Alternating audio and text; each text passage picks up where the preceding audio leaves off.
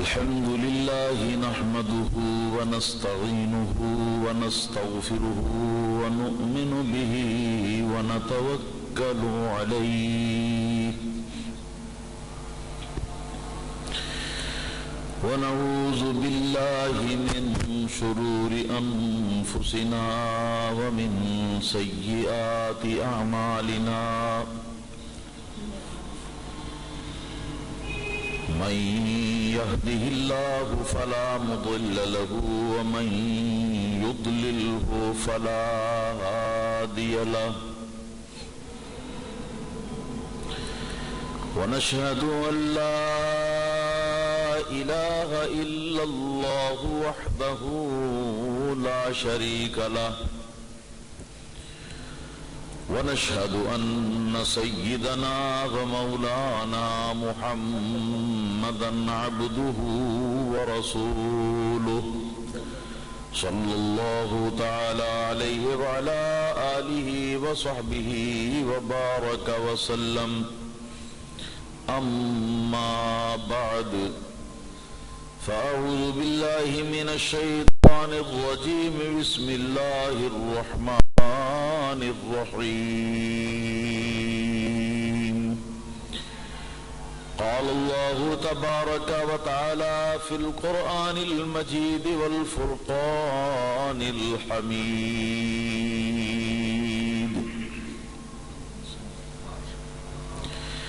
يا أيها الذين آمنوا لا تقدموا بين يدي الله ورسوله صدق الله العظيم وقال رسول الله صلى الله تعالى عليه وسلم صلوا كما رأيتموني أصلي صدق الله العظيم وصدق رسوله النبي الكريم صلى الله تعالى عليه وسلم إن الله وملائكته يصلون على النبي يا أيها الذين آمنوا صلوا عليه وسلموا تسليما سلامی قدر حضرات،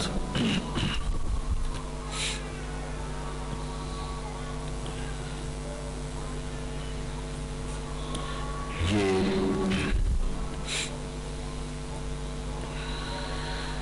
ملک خدا داد پاکستان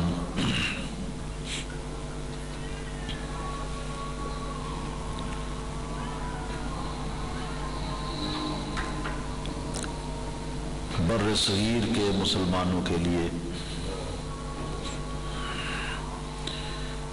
ایک عظیم الشان عطیہ خداوندی ہے۔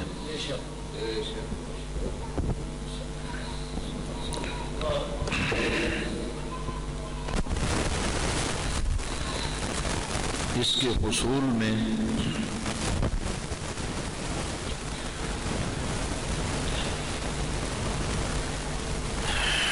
دانشوروں کی کاوشیں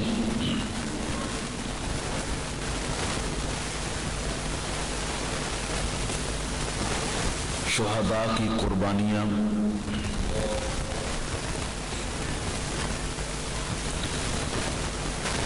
اولیاء کرام کی خصوصی فیوز و برکات اور روحانی توجہات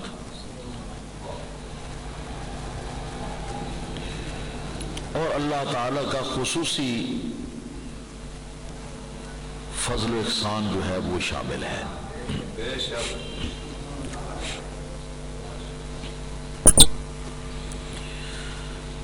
بنیاد اس کی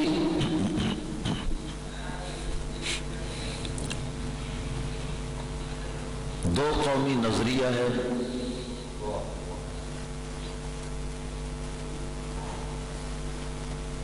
جسے اب لوگ کچھ تو پہچانتے ہی نہیں اور کچھ پہچانتے ہیں مگر اس سے پیچھا چھڑانے کی کوشش کر رہے ہیں۔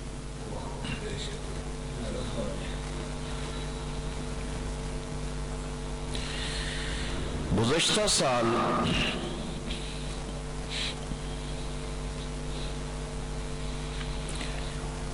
زبردستی صدارت کی مسند پر قبضہ کرنے والے شخص نے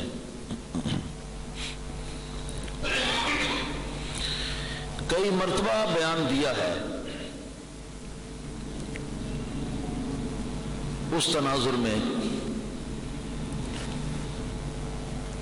کہ امریکہ نے بات چیت چلوائی کشمیر کے بارے میں، ہندو بنیے نے کہا کہ پہلے حالات سازگار کرو۔ حالات سازگار کیا کہ ہمارے ساتھ پہلے محبت کر لو، دوستی کر لو،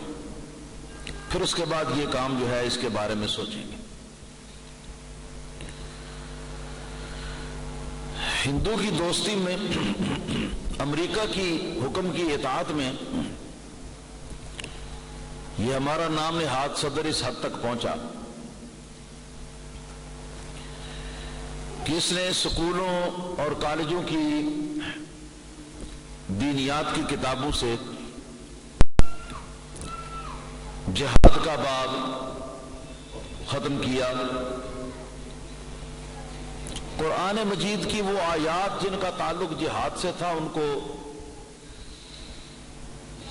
سکولوں اور کالجوں کے نصاب میں سے خارج کر دیا۔ محض اسلام کا جو اخلاقی حصہ ہے اس حصے پر زیادہ زور اور باقی چیزیں جو ہیں وہ چھوڑ دی گئی۔ یہ ایک بہت بڑا ظلم تھا۔ اس کے بعد پھر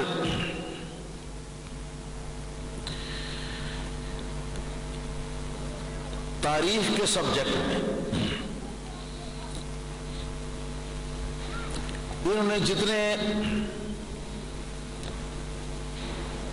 بڑے بڑے سلاطین اسلام کے کارنامے تھے،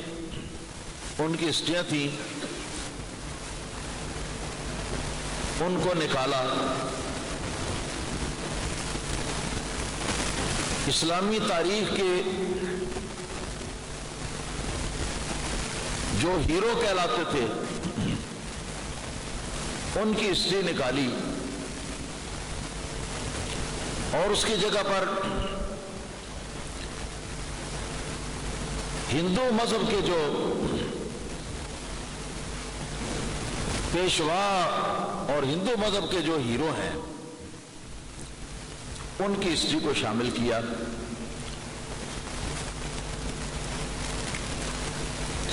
اور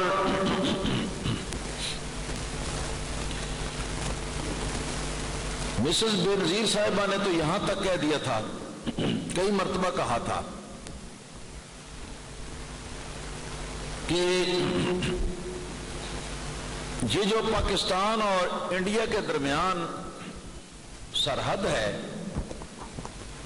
اس سرحد کو ختم کر دینا چاہیے۔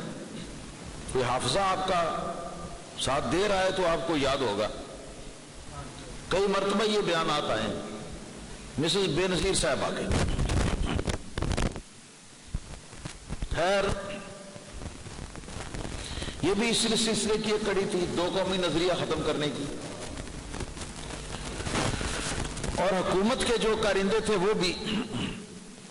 کچھ اسی طرح کی بولیاں بول رہے تھے۔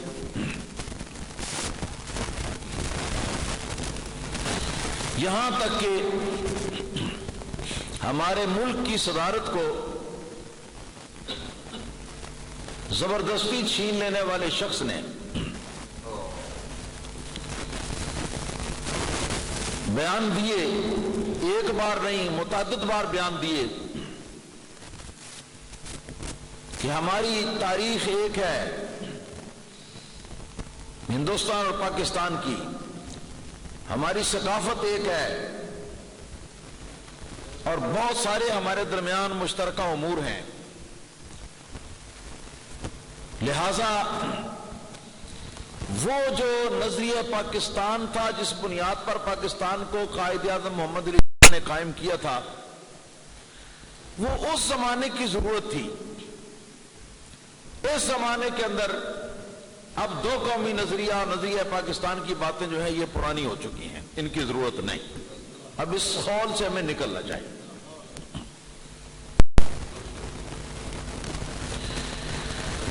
یہ وہ نظریہ پاکستان کا اشر کیا,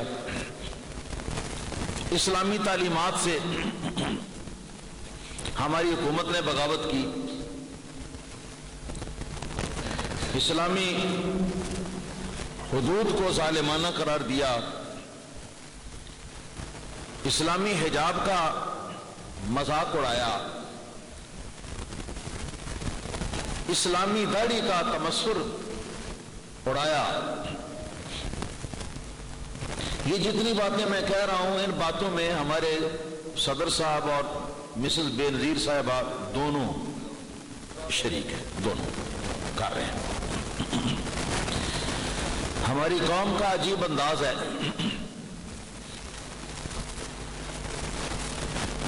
کہ جو مر جائے,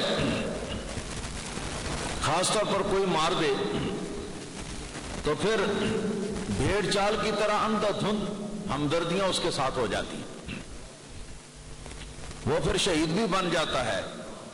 اور پتہ نہیں کیا کیا کیا کیا بن جاتا ہے. خیر اصل جو دین کی بنیاد ہے اس پر ایمان ہو یا نہ ہو, یہ سارے منصب تو ان لوگوں کے لیے ہیں جو دین اسلام کے خادم ہیں, تابع دار ہیں, دین اسلام کے اوپر چلنے والے ہیں اور دل سے دین اسلام کی تعلیمات جو ہیں ان کو قبول کرنے والے. یہ تو ان لوگوں کے لیے یہ مناسب ہے. خیر یہ سلسلہ, اور آپ جانتے ہوگے کہ ہم نے اپنے بزرگوں سے سنا ہے, پاکستان جب بنا تھا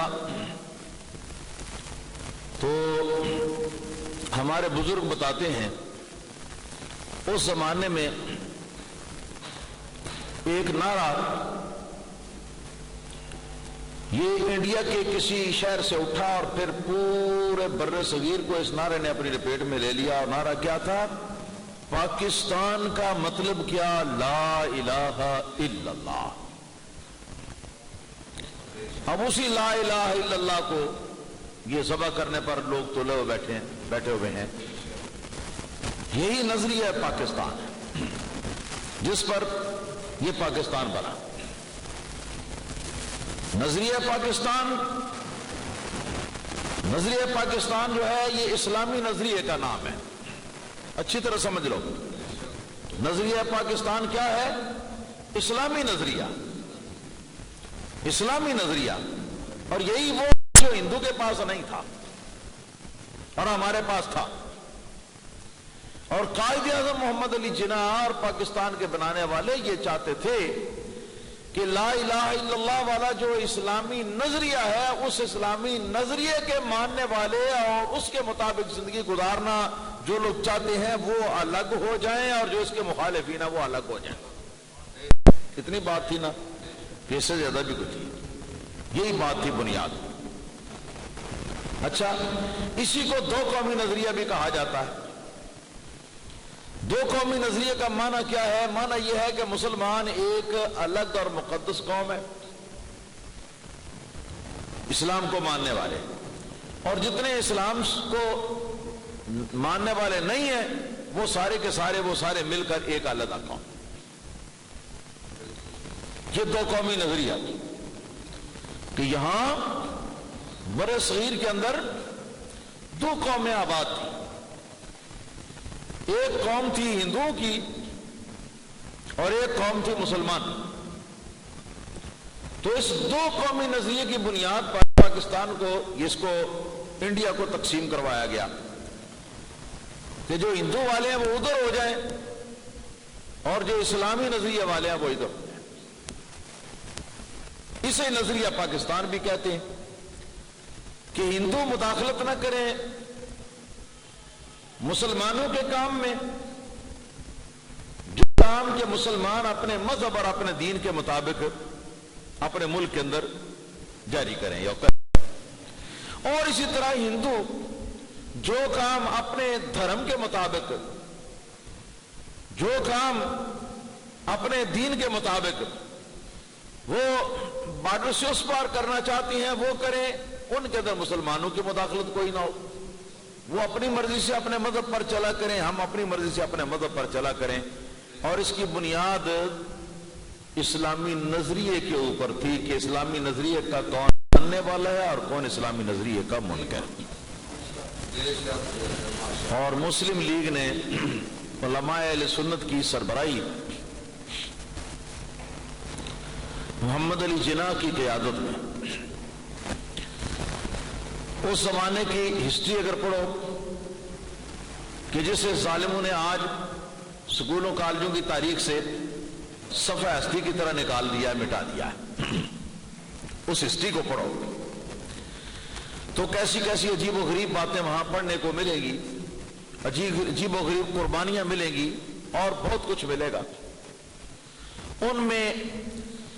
کچھ مسلم لیگ کے جو پرانے بزرگ تھے، ان بزرگوں کے کچھ تقریروں کے اور تحریروں کے اقتباس بھی آپ کو ملیں گے، اقتباس بھی ملیں گے۔ وہ یہ کہ انگریز بہادر نے جب مسلم لیگ کے سربراہوں سے یہ سوال کیا کہ آپ سب ایک رنگ اور ایک نسل سے تعلق رکھتے ہیں اور ایک سرزمین پر رہتے ہیں، یہ سب کچھ تو تمہارا ایک ہے،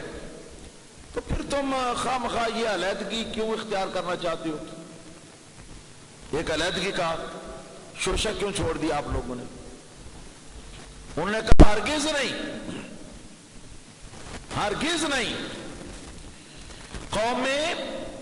رنگ اور نسل سے نہیں بنتی، قومیں وطن اور علاقے سے نہیں بنتی، بلکہ قومیں بننے کی بنیاد دین ہے اور مذہب ہے، جس کا جو ہے اس دین کی بنیاد پر وہ الگ قوم ہے۔ اور رہی یہ بات کہ سب کچھ ایک ہے، ہرگز نہیں۔ رنگ اور نسل کی بات تو کسی کے بس میں نہیں ہوتی، وہ تو قدرتی ہوتا ہے۔ باقی انسان کی نجات کا دار و مدار نہ رنگ ہے، نہ نسل ہے، نہ ملک ہے۔ انسان کی نجات کا دار و مدار وہ دین ہے جس دین کی وہ پیروی کرتا ہے، اور وہ کس حد تک کرتا ہے۔ دار و مدار نجات کا جو وہ یہ۔ اور اس بنا پر مسلم لیگ کے سربراہوں نے بارہا قائد اعظم محمد علی جناح نے بھی یہ اعلان کیا کہ ان کا دین جدا ہے، ہمارا دین جدا ہے، ان کا مذہب علیحدہ ہے، ہمارا مذہب علیحدہ ہے، ان کی عبادت کا طریقہ علیحدہ ہے، ہماری عبادت کا طریقہ علیحدہ ہے،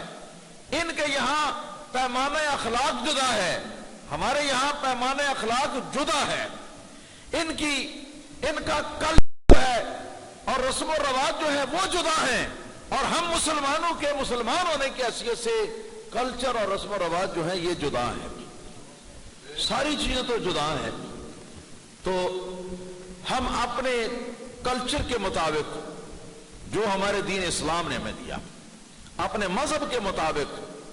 جو دین اسلام نے ہمیں دیا، اپنے اخلاق کے مطابق جو دین اسلام نے ہمیں دیا، اپنے عبادات کے طرز اور طریقے کے مطابق جو دین اسلام نے ہمیں دیا،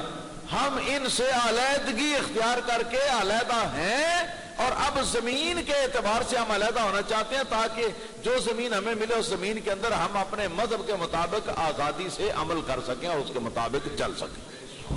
نعرہ تکبیر، نعرہ تکبیر، نعرہ رسالت، نعرہ رسالت، علماء حق اہل سنت و جماعت۔ ایک میٹنگ میں انگریز بہادر نے یہ سوال کیا کہ سر محمد علی جناح، آپ علیحدہ ملک مانگ رہے ہیں، تو اس علیحدہ ملک کے لیے جو لوگ علیحدہ ملک بناتے ہیں وہ اس ملک کے لیے کوئی دستور پہلے بناتے ہیں, کوئی آئین بناتے ہیں اور لوگوں کو شو کرتے ہیں کہ یہ دستور, یہ آئین جو ہے وہ ہم نئے جو حاصل کرتا ملک ہے اس ملک میں چلائیں گے. تو تمہارے پاس کوئی دستور ہے, وہ بنا لیا دستور یا بنا رہے ہو, یا کوئی آئین ہے کہ جس آئین کے مطابق اس ملک کو چلاؤ گے؟ محمد علی جناح نے برملا ڈنکے کی چوٹ پر کہا کہ ہم کون ہیں دستور کے بنانے والے یا آئین کے بنانے والے؟ ہمارا آئین, ہمارا پیدا کرنے والا, جس نبی کا ہم کلمہ پڑھتے ہیں اس نبی کریم صلی اللہ علیہ وسلم کے ذریعے سے ہمارے پیدا کرنے والے نے قرآن کی شکل میں آج سے 1400 برس پہلے بنا دیا ہوا ہے. ہم نے تو صرف اس کو جاری کرنا. یہ چیزیں جو ہیں یہ کوئی مذاق نہیں ہے یا کوئی من گھڑت نہیں ہے,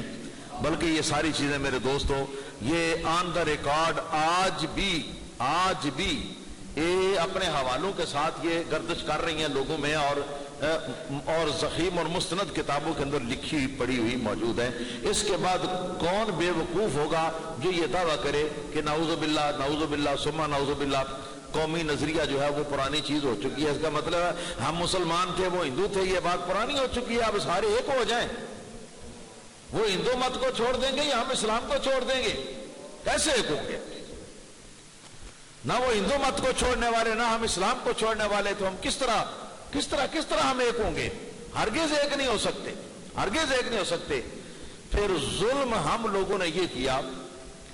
بہت بڑا ظلم ہم لوگوں نے یہ کیا جب قرآن کا ہم نے نام لیا, جب 1400 سال برس پہلے آئین پاکستان کا جو ہے اس کے بن جانے کا ہم نے دعویٰ کر لیا, جب ہم نے دعویٰ کر لیا کہ اسلام کے مطابق اپنی زندگیاں گزاریں گے, ہماری عبادتیں اسلام کے مطابق ہوں گی, ہمارے اخلاقیات اسلام کے مطابق ہوں گے, ہمارے معاشرتی اصول اسلام کے مطابق ہوں گے, ہماری تہذیب اور تمدن اور ہمارے رسم و رواج سارے جو ہیں وہ اسلام کے مطابق ہوں گے. یہ سارا کچھ کرنے کے بعد اللہ پاک نے جس وقت یہ سارا نعرہ سچے دل سے ہمارے لوگوں نے لگایا تو اللہ پاک نے اپنا کرم فرمایا, اللہ پاک نے آسمانوں سے اپنی رحمتوں اور اپنی نوازشوں کے دروازے کھول دیے, اور پوری دنیا کی تاریخ میں واحد یہ ملک پاکستان کہ جو بغیر لڑائی کے ایک ملک کی شکل میں وجود میں آیا. ہاں, وہ جو ایک سلسلہ ہوتا ہے نا کہ جس وقت ایمرجنسی لگتی ہے یا ہنگامی حالات بنتے ہیں تو اس وقت ایک طبقہ ایسے لوگوں کا ہوتا ہے کہ جو بدمعاش اور لٹیر لوگوں کا ہوتا ہے اور شریر لوگوں کا ہوتا ہے, وہ املاک کو آگے لگاتے ہیں, تباہ کرتے ہیں, اور وہ لوگوں کی عزتیں لوٹتے ہیں, لوگوں سے ان کا مال اور ان کی دولت چھینتے ہیں, قتل و غارت کرتے ہیں. یہ سارا قتل و غارت کو انڈیا کی فوج نے نہیں کیا تھا, نہ پاکستان کی فوج نے, یہ فوجیں تو تھی نہیں, یہ قتل و غارت سارا اسی طرح کے لٹیروں نے اور ڈکیتوں نے اس طرح یہ سارا کام کیا تھا. مگر یہ کہ انگریز کے ہاتھ میں کمانڈ تھی اور انگریز کے ذریعے پاکستان بننے کے موقع پر کوئی خون نہیں بہا کسی کا. البتہ یہ کہ آپس میں ریاکشن, جو ہندو تھے مسلمانوں نے نعرہ لگایا تو ادھر ریاکشن ہو گیا, انہوں نے نعرہ لگایا تو ادھر والوں میں ریاکشن ہو گیا. یہ باتیں جو ہیں یہ ہوتی رہی ہیں, یہ باتیں ہوتی رہی ہیں. تو اس طرح یہ سلسلہ اللہ تعالیٰ کی فضل و کرم سے, اللہ تعالیٰ کی رحمت سے اور ہمارے اس نعرے کی برکت سے کہ لا الہ, پاکستان کا مطلب کیا, لا الہ الا اللہ, اور قائد اعظم محمد علی جناح کے اس اعلان کی برکت سے کہ جو انہوں نے انگریزوں کے سامنے مذاکرات کرتے ہوئے کہا تھا کہ ہمارا آئین پوچھتے ہو, ہمارا دستور پوچھتے ہو, ہم کون ہے دستور بنانے والے؟ ہمارا دستور تو اس نے بنایا جس نے ہمیں پیدا کیا ہوا, اور اس کے ذریعے ہمارا دستور بنایا ہوا اللہ کے آخری رسول حضرت محمد رسول اللہ صلی اللہ علیہ وسلم کے ذریعے سے قرآن کی شکل میں آج سے 1400 برس پیشتر دنیا میں آ چکا. تو اب ہمیں کوئی نیا دستور بنانے کی ضرورت نہیں. اس طرح کے ہم نے وعدے کیے, اللہ پاک نے اپنے کرم کیا, اپنے مہربانیوں کے دروازے کھول دیے, اور نتیجہ یہ نکلا کہ پاکستان بن گیا. اور کتنی بڑی عظیم الشان مملکت, بہت بڑی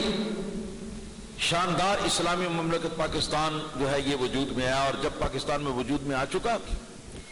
تو اس کے بعد یہ ہوا کہ علماء چلے گئے اپنے مدرسوں میں، صوفیاء اور اولیاء چلے گئے اپنے حجروں میں، اور یہ سوچنے لگے کہ یہ حکومت کرنا ہمارا کام نہیں ہے، حکومت کرنا جو ہے یہ سیاسی لوگ جو ہیں ان لوگوں کا کام ہے، تو چلو ان لوگوں کو کرنے دو،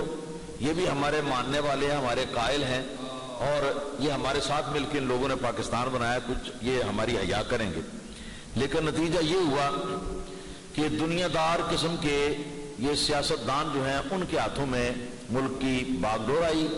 قائد اعظم کی بھی جلدی ہی وفات ہو گئی، اور اس کے بعد یہ سلسلہ پاکستان کے اندر جو کچھ ہوا وہ سارا آپ کے سامنے ہے کہ کھینچا تانی جو ہے وہ نفسیاتی جنگ جو ہے پاکستان کے اندر جاری ہوئی،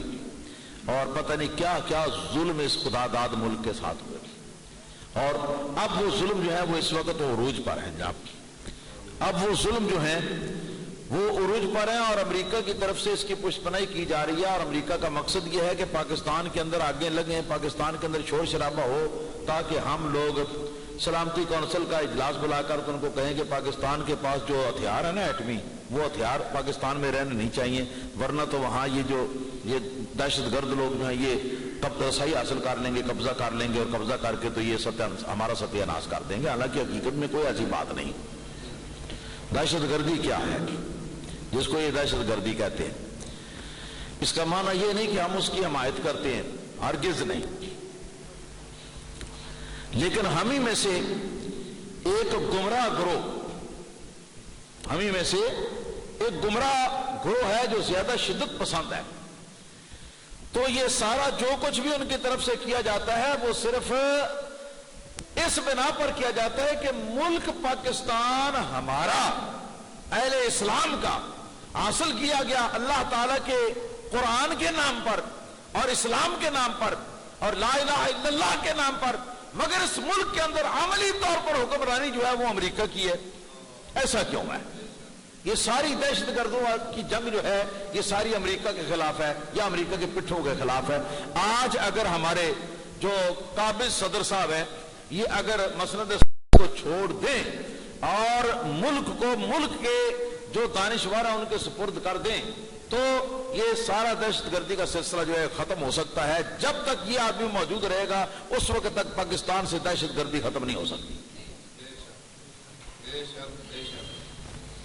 اور پھر مسلمانوں کو نیچے دکھانے کے لیے، بدنام کرنے کے لیے کیا عجیب ڈبل نظریے والے اصول گڑھے ہوئے ہیں۔ ایک طرف یہ نہ رہا کہ مسلمان دہشت گرد ہیں، اور دوسری طرف پوری دنیا کے اندر سب سے بڑا دہشت گرد امریکہ بہادر خود ہے، یہودی خود ہے۔ آپ جانتے ہیں فلسطین کے اندر کیا ہو رہا ہے، آپ جانتے ہیں کشمیر کے اندر کیا ہو رہا ہے، آپ جانتے ہیں عراق کے اندر کیا ہو رہا ہے، اور آپ جانتے ہیں کہ امریکہ کے ساتھ مل کر ہمارے اس نام نہاد صدر نے افغانستان کے اندر کتنے لاکھ مسلمان جو ہیں ان کو قتل کرایا ہے۔ یہ دہشت گردی نہیں، یہ کیا ہے؟ اس کو کیا درجہ دو گے؟ تو یہ ساری چیزیں جو ہیں یہ ان کی بنیاد ایک بات ہے، اور وہ یہ ہے مسلمانوں، میں آپ کو یاد دلانا چاہتا ہوں، خدا رسول کے نام پر یاد دلانا چاہتا ہوں، جو آپ لوگوں نے وعدہ کر رکھا ہے اللہ تعالیٰ اور اس کے رسول کریم صلی اللہ علیہ وسلم کے ساتھ کہ ہم خدایا ہمیں ملک عطا فرما ہمارا اپنا، تاکہ ہم اپنی مرضی سے اس میں تیری عبادت کریں، اپنی مرضی سے تیرا اسلام نافذ کریں، اپنی مرضی سے وہاں تیرے اسلام کے مطابق اپنا کلچر بنائیں، اپنا رسم و رواج بنائیں، اپنا معاشرت بنائیں، اپنی معیشت اس پر مستحکم کرے، سود کو ہم دفن کر دیں، اور ایسی ایسی چیزیں جن مقاصد کے لیے جو دعائیں مانگ مانگ کے ہم نے اللہ تعالیٰ سے یہ پاکستان حاصل کیا تھا، ان سب چیزوں کو ہم بھول گئے ہیں۔ جب تک ہم اسی مقام کی طرف واپس لوٹ کے نہیں آئیں گے تب تک پاکستان کو دنیا کی کوئی طاقت تباہی سے بچا نہیں سکتی۔ بات اچھی طرح یاد ہے،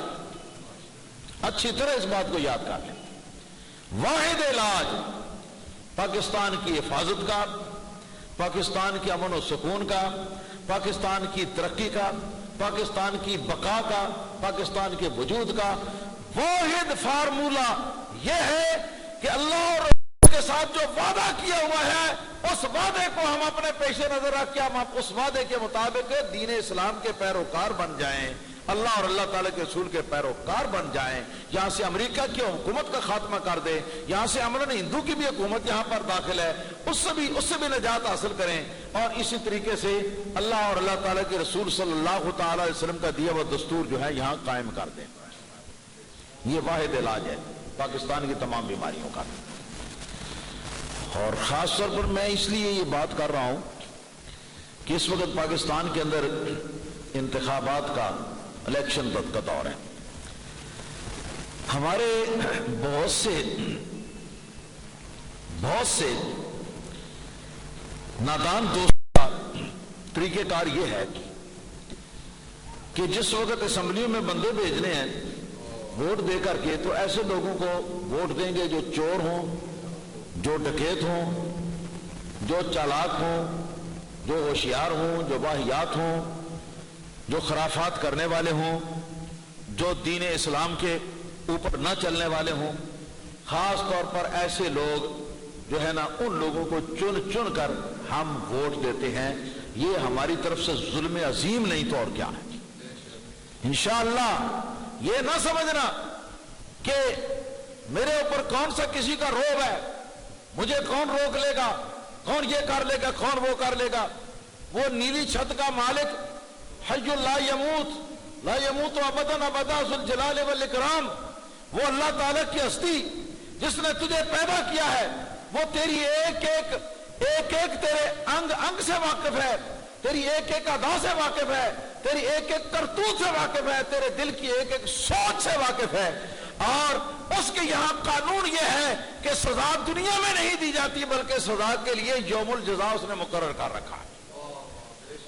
یہاں کر لو جو کچھ کرنا ہے، آخر کار وہاں پہنچنا ہے اور اس کی بارگاہ میں جا کے جواب دہ ہونا ہے، جا کے جواب دہ۔ اور وہاں کیا ہوگا؟ کوئی شخص یہ کہے، جیسے کہ آج کل ہوتا ہے، کسی پر کیس چلتا ہے یا کسی کے بارے میں پولیس کے یہاں انکوائری کے لیے وہ کیس چلا جاتا ہے، تو اپنی مرضی کی رپورٹیں جمع بنوا لیتے ہیں، سفارش چلتی ہے، بابا قائد اعظم کہتے ہیں، بابا قائد اعظم چلتا ہے، سفارش چلتی ہے، اور وہاں پر یہ آپس میں جو تعلقات ہیں وہ کام دیتے ہیں، تعلقات کام دیتے ہیں، سفارش کام کرتی ہے، اور اس طرح کی چیزیں جو ہیں وہ ان سے کام لیتے ہیں۔ مگر یاد رکھنا ایک دن وہ بھی آنے والا ہے کہ جس دن کوئی سفارش اس معاملے میں نہیں چلے گی، اس معاملے میں نہیں چلے گی، کوئی سفارش اس معاملے میں نہیں چلے گی، یعنی نہ حق طور پر جو نہ حق کو حق بنا دے، اس طرح کی سفارش کوئی نہیں چلے گی۔ جو تیرے نامہ اعمال کے رپورٹ ہی کو جو تبدیل کرا دے، وہاں پر ایسی سفارش کوئی نہیں ہوگی، بلکہ وہاں A to Z جو کچھ زندگی کا کیا دھرا وہ سارا کچھ تیرے سامنے آئے گا۔ جو ساتویں کوٹھڑی کے اندر اندھیرے کے اندر تو کرتوت کرتا ہے وہ بھی تیرے سامنے ہوگا، جو سرے بازار لوگوں کے سامنے کرتا ہے وہ بھی تیرے سامنے ہوگا، کوئی چیز چھپی ہوئی نہ ہوگی۔ اور وہاں پر جب تو اپنے منہ سے جھوٹ بولنے کی کوشش کرے گا تو خدا فرمائے گا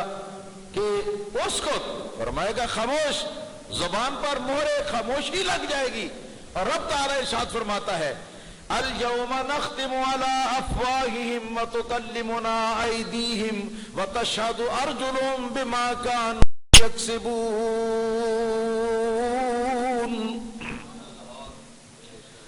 رب فرماتا ہے کہ آج ہم ان مجرموں کی زبانوں پر مہر لگا رہے ہیں، ان کی زبانیں نہیں بولیں گی، ان کی زبانیں نہیں بولیں گی۔ وَتُكَلِّمُنَا أَيْدِيهِمْ، ان کے ہاتھ بول بول کے ہمارے سامنے گواہی دیں گے کہ مولا یہ بھی بڑا چالاک ہے نا، چالاک ہے نا آدمی بھی۔ تو یہ جب اس کے تنہائی میں کیے ہوئے گناہ آئیں گے تو اس وقت یہ کہے گا مولا دستور ہے قضا کا، عدلیہ کا دستور ہے کہ فیصلہ جو ہے وہ گواہ پر ہوتا ہے۔ تو یہ جو کام آپ بتا رہے ہیں یہ تو آپ خود ہی بتا رہے ہیں کہ میں نے تنہائی میں کیا، دوسرا کوئی میرے ساتھ اس گناہ کے اندر موجود نہ تھا، تو جب اس کا گواہ ہی کوئی نہیں تو اس کا ثبوت کیسے؟ تو رب تعالیٰ فرمائے گا کہ دیکھ یہ دنیا کی عدالت نہیں ہے کوئی نام نہاد عدالت، یہ عدالت احکم الحاکمین کی عدالت ہے، یہاں ہم گواہ اسی وقت پیش کر دیتے ہیں، کیا زبان پر لگا دیں گے مہر، اور مہر لگانے کے بعد ہاتھوں سے پوچھیں گے بتاؤ تم بتاؤ، یہ تو ساتھ تھے نا، ہے نا؟ اور پاؤں کو کہیں گے کہ پیروں گواہی دو،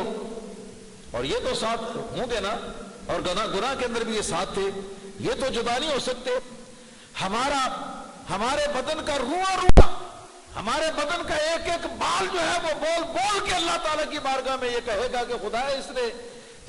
نے یہ بھی ظلم کیا تھا، خدا اس نے یہ بھی ظلم کیا تھا، اس نے یہ بھی ظلم کیا تھا، اس نے یہ بھی ظلم کیا تھا۔ وہ کہیں گے کہ یا اللہ پاک یہ اعضاء اس کو جو دیے تھے اس لیے دیے تھے تاکہ ان اعضاء کے ذریعے تیری اطاعت کریں، مگر ہم تو مجبور تھے کہ تو نے ان کی حکومت میں ہمیں دیا ہوا تھا، لیکن انہوں نے تیری اطاعت کی بجائے انہوں نے تیری بے فرمانی اور تیری معصیت کے اندر ان ہاتھوں کو اور ہمارے جسمانی اعضاء جو ہے ان کو استعمال کیا تھا۔ اس وقت جب ہاتھ بھی بول اٹھیں گے اور جب پاؤں بھی گواہی دے اٹھیں گے تو بتائیے پھر اس وقت کون ہوگا ہماری رپورٹ تبدیل کرانے والا؟ رپورٹ تبدیل نہیں ہو سکتی،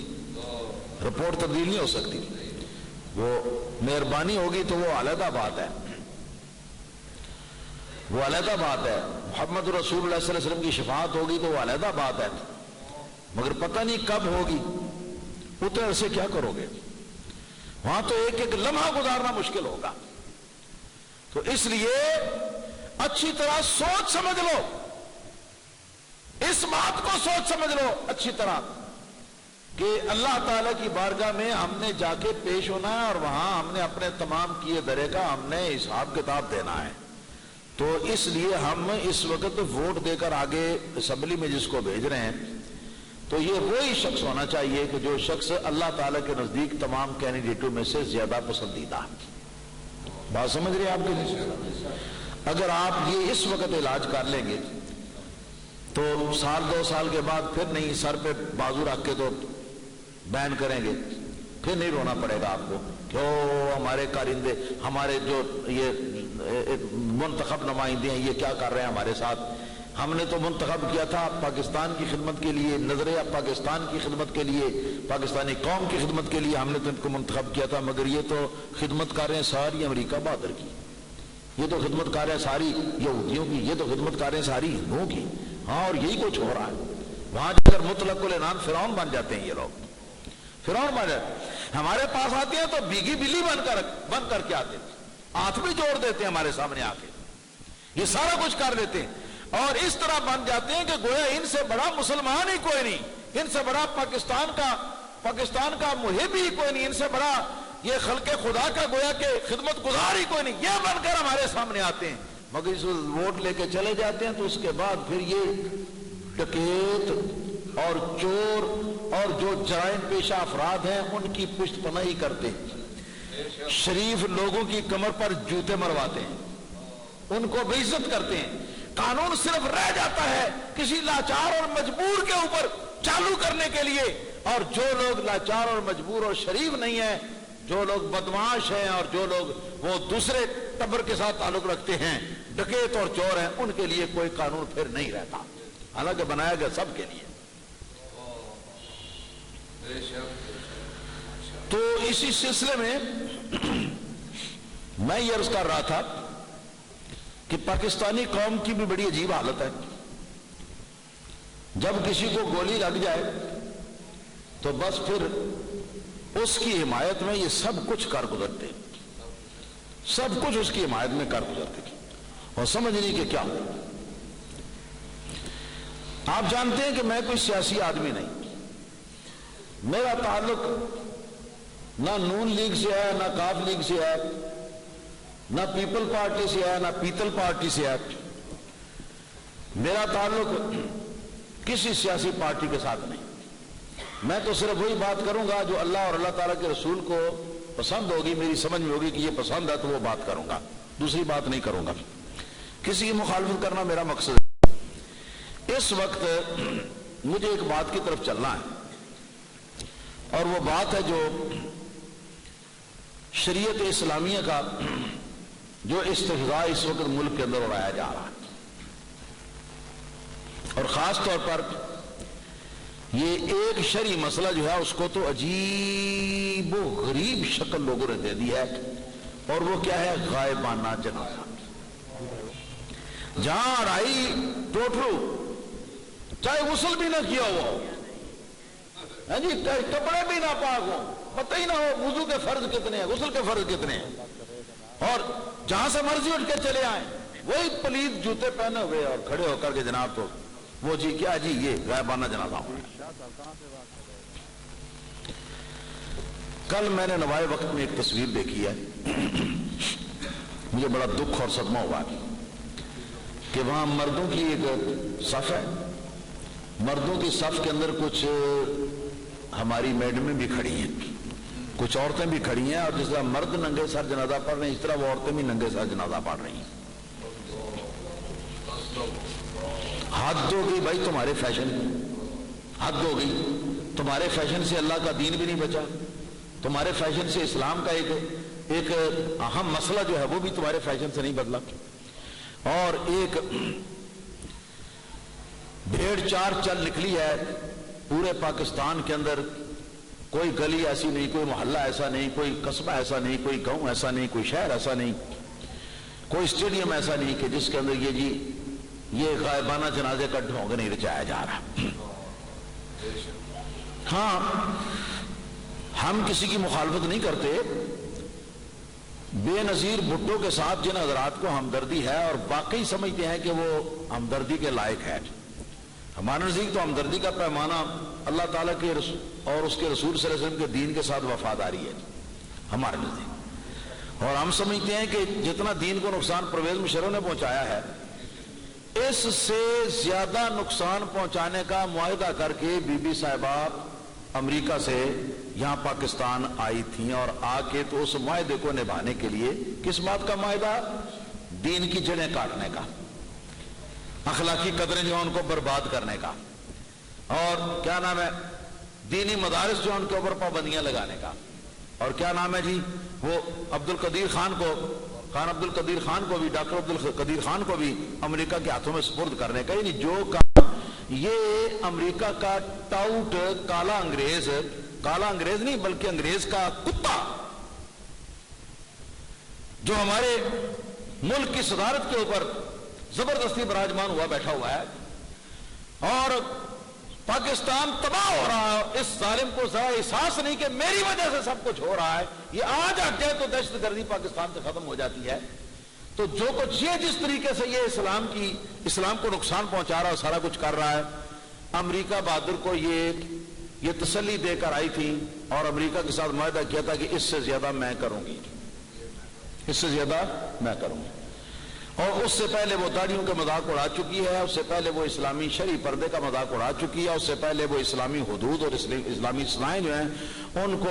جنگل کا قانون کہہ چکی ہے۔ یہ ساری باتیں ابھی تک ہمارے حافظے میں، ہم تو نہیں بھولتے، آپ لوگ بھول جائیں، ہم تو نہیں ان باتوں کو بھولتے، ان کی روشنی میں ذرا آپ فیصلہ کرنا۔ اب میں نہیں کہتا کہ آپ بے نظیر کے ساتھ محبت کا دم بھریں یا اس کے ساتھ دشمنی کا دم بھریں، یہ حقائق میں نے سامنے رکھ دی ہیں، اب آپ کی مرضی ہے، کسی کے خلاف میں کسی کو نہیں اکساتا بالکل، مگر میرا مقصد ہے ایک شرعی مسئلے سے اس وقت، اور وہ شرعی مسئلہ جیسا کہ میں نے بتایا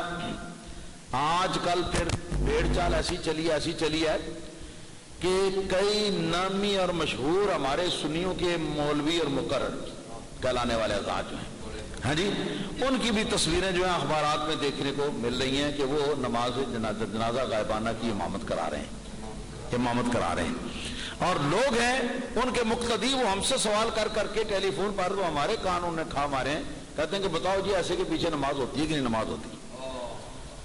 وہ جو چاروں کے لیے اپنا دین بیچ دے اس کے پیچھے نماز کیسی ہوتی ہے؟ ایک تو وہ ہے نا جس کا مذہب ہے غائبانہ جنازہ ہونا، ایک تو وہ شخص ہے نا، میں اس کی بات نہیں کرتا، وہ تو بد مذہب ہے، اس کی میں بات نہیں کرتا، مگر ایک وہ ہے جو سنی ہے، حنفی ہے،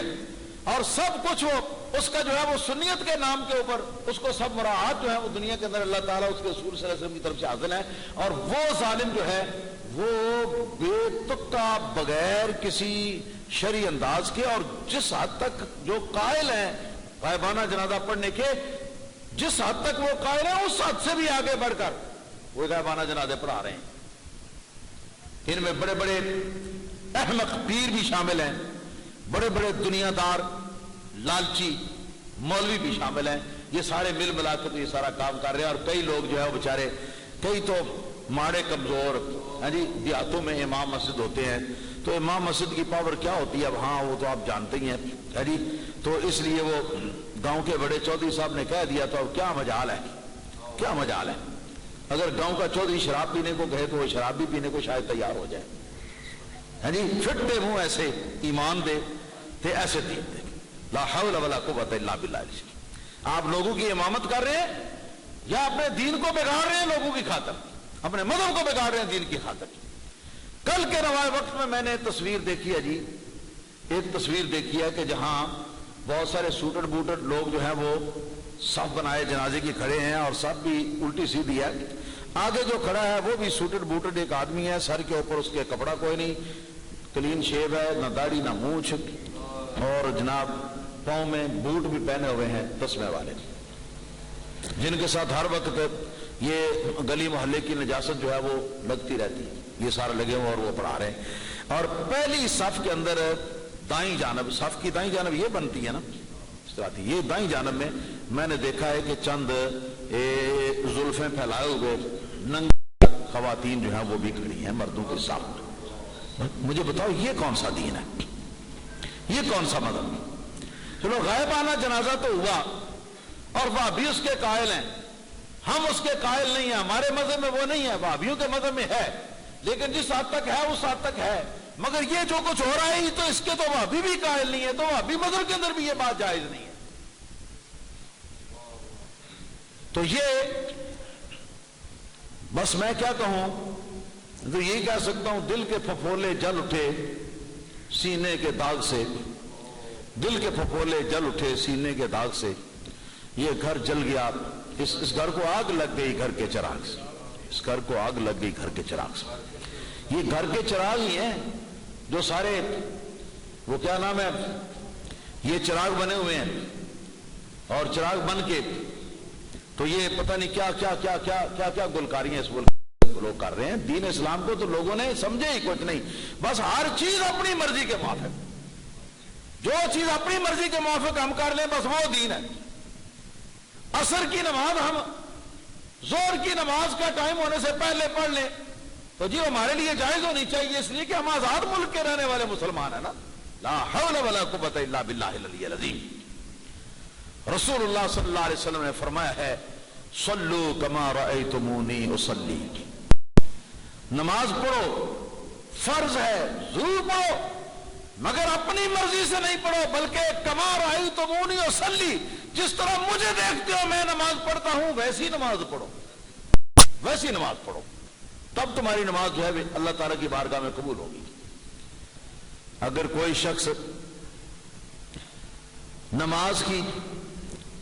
نماز کے اندر یہ اجتہاد کرے اور کہے، اپنی مرضی سے کہے کہ سجدے جو دو کرتے ہیں ہر رکعت میں تو رکوع بھی دو ہو جائیں تو کیا حرج ہے، رکوع عبادت ہی ہے نا،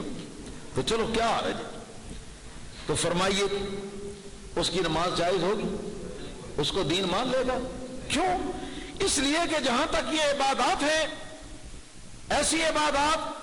کچھ عبادات جو ہیں یہ عبادت ہی کے لیے جن کو مقرر کیا گیا ہے، ان کو عبادات اصلیہ کہا جاتا ہے۔ یہ عبادات اصلیہ کا یہ قاعدہ ہے کہ ان کی ابتدا بھی شریعت کی طرف سے مقرر ہے، ان کی انتہا بھی شریعت سے مقرر ہے، ان کی ہر طرز اور ان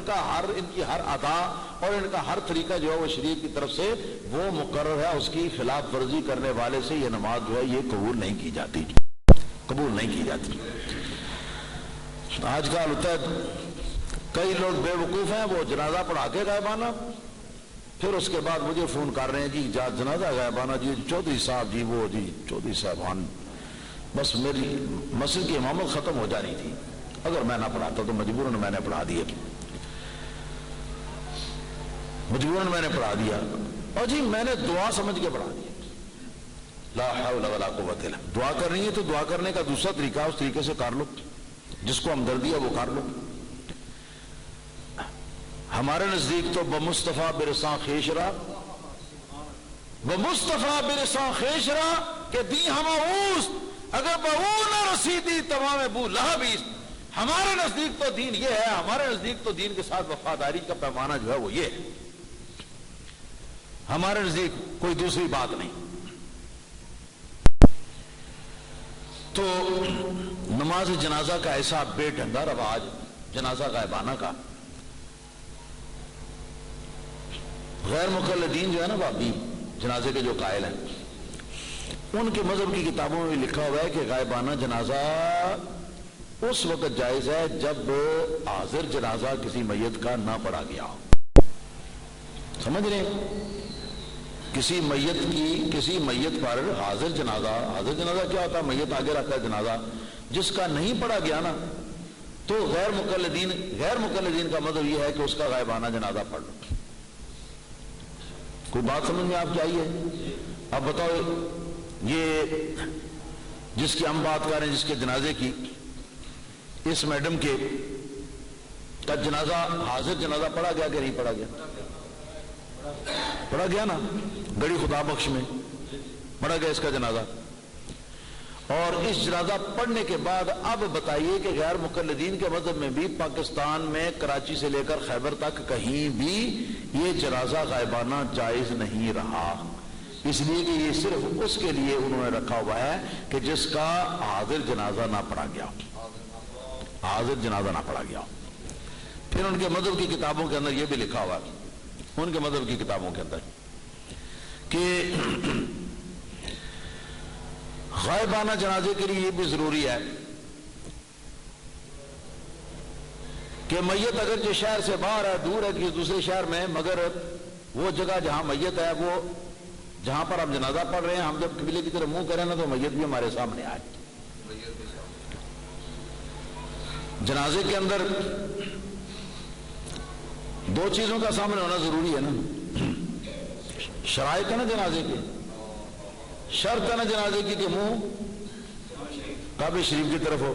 اور یہ بھی شرط ہے جنازے کی کہ منہ میت کی طرف ہو، مسلمان میت کی طرف ہو، مسلمان میت کا آگے کی طرف ہونا۔ اب فرمائیے یہاں اگر آپ کھڑے ہو جائیں، صاحب بنی ہوئی ہے، تو فرمائیے لاڑکانہ تو اس طرف ہے، لاڑکانہ تو اس طرف ہے،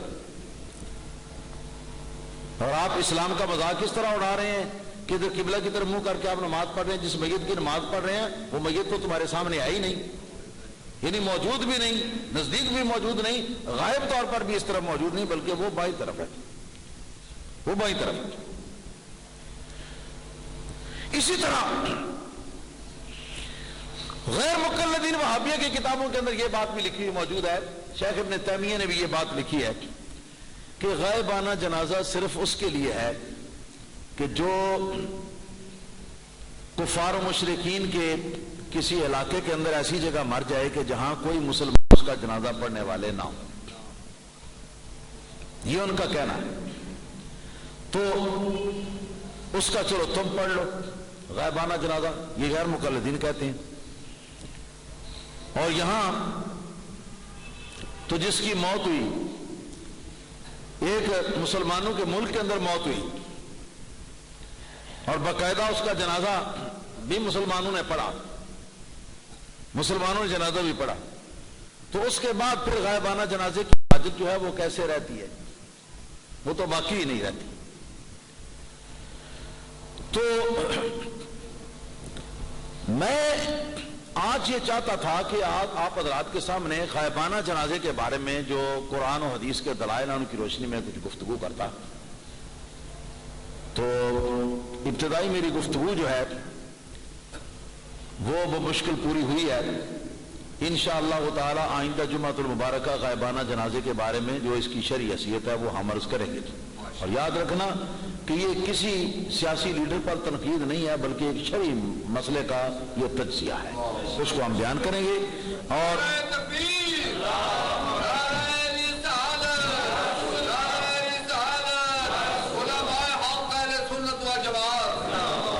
اور صحیح احادیث سے ہم انشاءاللہ تعالی نکال کر آپ کے سامنے رکھ دیں گے، آپ کو دکھائیں گے کہ غائبانہ جنازہ کیا ہوتا اور کیا نہیں ہوتا۔ میں انہی الفاظ کے اوپر اپنی گفتگو ختم کرتا ہوں کیونکہ ٹائم میرا ہو چکا ہے۔ وآخر دعوانا الحمدللہ رب العالمین، سنت ادا فرمائیں۔